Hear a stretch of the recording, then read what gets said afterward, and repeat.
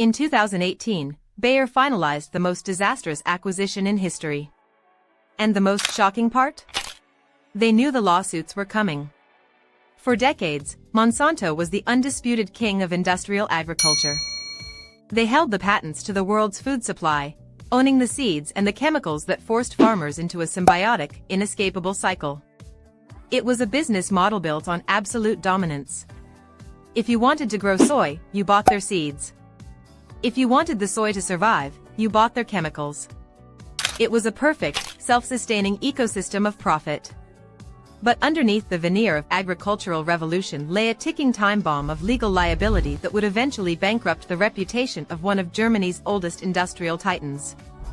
To understand how Bayer walked blindly into a $66 billion pit, we have to look back at the origins of Monsanto. It started as a humble chemical company, but by the late 20th century, it had transformed into a genetic engineering powerhouse. Their crown jewel was Roundup, a glyphosate-based herbicide that became the global standard for weed control. It was marketed as the miracle solution for modern farming. Farmers were told it was safer than salt. The company spent hundreds of millions of dollars on PR campaigns, lobbying, and academic research to ensure that the scientific community and the general public viewed Roundup as the gold standard of safety. They were untouchable. They had the patents, the politicians, and the profit margins. By 2016, Monsanto was effectively a target for acquisition. They had burned through their innovation cycle, but they still held that one key asset, the massive global footprint in biotechnology. Bayer, a German pharmaceutical giant, saw an opportunity to control the entire food chemical vertical. They offered $66 billion. It was a staggering sum. But inside the boardroom, Bayer executives weren't looking at the legal ledgers, they were looking at the market share. They completely ignored the whispers coming from the lower courts. For years, individual farmers and landscape workers had been complaining about a strange link between Roundup exposure and non-Hodgkin lymphoma. Monsanto's legal team had successfully buried these cases for decades, settling quietly out of court and forcing plaintiffs into non-disclosure agreements. It was a strategy of attrition. If you make it too expensive and too long to sue, people stop trying. But wait. It gets worse. The acquisition was finalized in June 2018.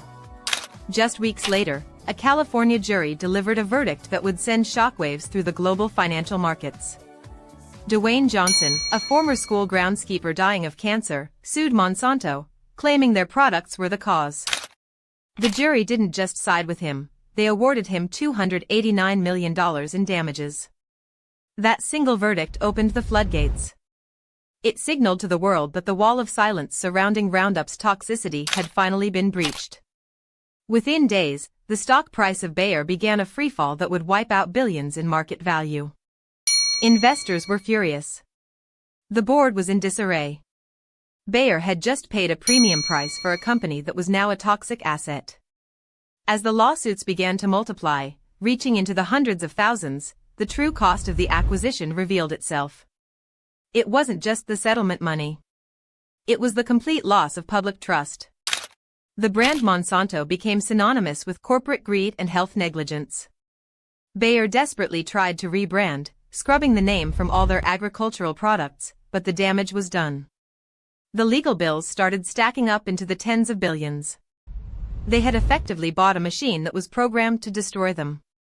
The irony is, Bayer was an expert in risk management, yet they completely failed to perform due diligence on the most obvious threat in front of them. They were blinded by the sheer scale of the opportunity. They thought they were buying the future of food, but they had actually bought a legacy of litigation. The climax of this tragedy wasn't a single day of collapse, but a slow, agonizing descent into corporate purgatory. Bayer's CEO had to fight off multiple shareholder revolts. The company had to slash thousands of jobs to pay for the mounting legal fees.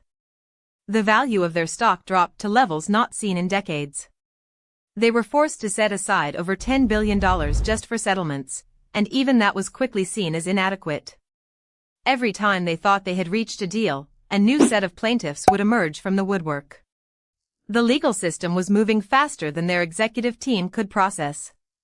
Each court loss served as a blueprint for the next law firm, creating an endless cycle of litigation. Now, Bayer is a shell of its former self, still trying to pivot away from its chemical roots. They are pouring money into digital farming and new pharmaceutical research, hoping to outrun the ghost of Monsanto. But the reality remains, the $66 billion price tag was just the beginning. The total cost, including the erosion of brand equity and the distraction of management, is likely double that amount. They tried to own the future, but they were held hostage by the past. If this corporate disaster makes you wonder how companies can fail so spectacularly despite all their resources, you need to watch our next documentary about why the world's most powerful brands often destroy themselves from within.